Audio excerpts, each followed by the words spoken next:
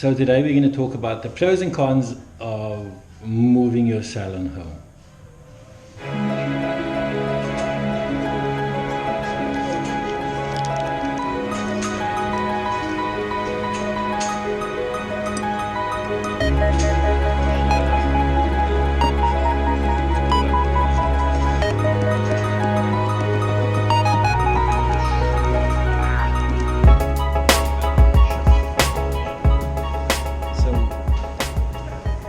The idea of moving your salon back home has got a lot of people excited, and I know why it's got people excited. You see, like if you're a salon owner, it's you get to save a bit of money, but if you're a stylist, you get to make money, you get to keep all this money. So I understand why it gets people excited. What's really happening is that if you are moving back home and you're a stylist, you're actually starting a new business. But if you're a salon owner, then it's a change of location. So that is really what's going on, and in today's video I'm going to be unpacking the pros and cons of moving back home. If we just met, my name is Warren, this is MrBarber, and if you're serious about improving and growing as a barber or in this industry, then subscribe to this channel, and if you already did that, then welcome back. So what was the reason you started your business? If it wasn't to make a profit, then you are already in trouble. You see, the number one rule of making or starting a business is to make a profit, because without that, nothing else exists. Everything else comes second. Like you can say, Warren, but you may have profit and money as the motivation to start your business, because I don't, and I want to help people, or I want to, create this difference. I want to do it in my own way. That's all great, but if you're not profitable, nothing else exists. You can't do any of those things. You see, to run your business, somebody's paying for this, and that someone is you. Let's talk about three things. Let's talk about money, experience, and growth. You see, like the money has, or let's call it a revenue stream, and it flows two ways. There's income and expenses. So on the income side, if you are moving from home or you're moving to home and you're working alone, then there's only one income stream, that's you. And if you have staff, then there's multiple revenue streams, because you now have staff. And then you also have to consider the cost that goes along with hiring staff. And if we are talking about cost and all of that, then let's also talk about, like, how do you price yourself now? Like, now that you don't have this huge overheads, like, how do you price it? Do you charge more now for your goods and services, or do you charge less? Like, those are things that you have to consider. And then do you bill yourself like a rental, because you're running a business after all, and businesses need to have expenses. Like, these are things you need to ask your accountant. Like, I know that to have an expense is good when you're running businesses, because you need to show that there's a flow both ways of the money. And if we talk about the expenses, there's rent, there's utilities, there's salaries if you decide to take on staff. And when we talk about utilities, for those that didn't know, that when you work from home, the water, electricity, this all goes up. So, and if you're taking on staff, then, there's cost associated with that. And I think the question is, do you make more money working from home? I think I'll cover this when we talk about growth.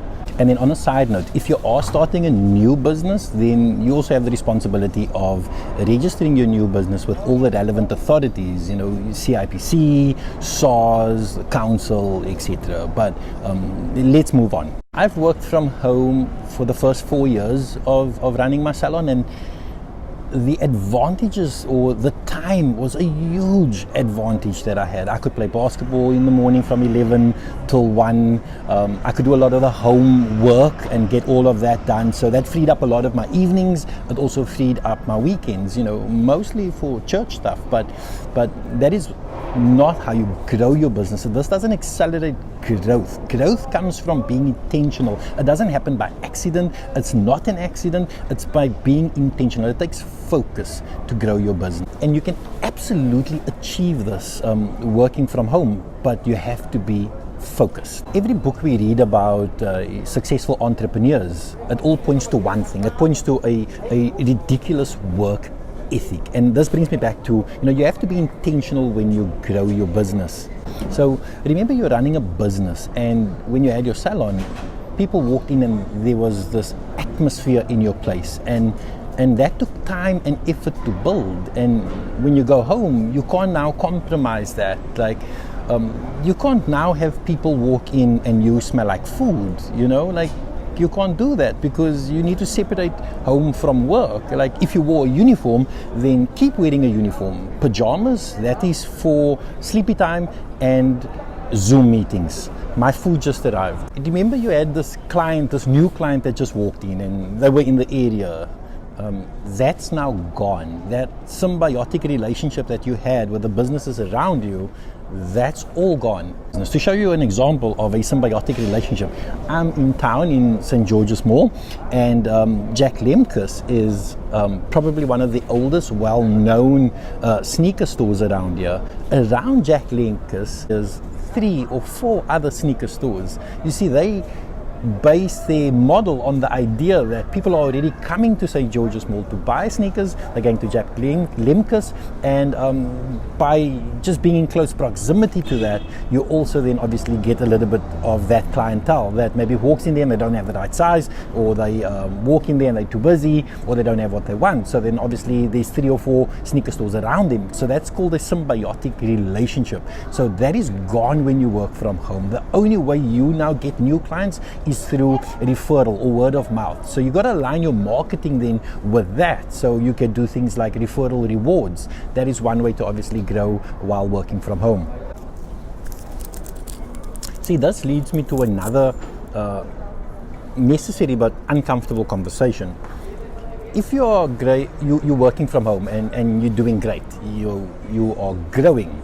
Have you considered that now you need the approval of your community around you? You see, what's going to happen is your neighbors are not going to appreciate the idea of a car parked in their driveway every other day.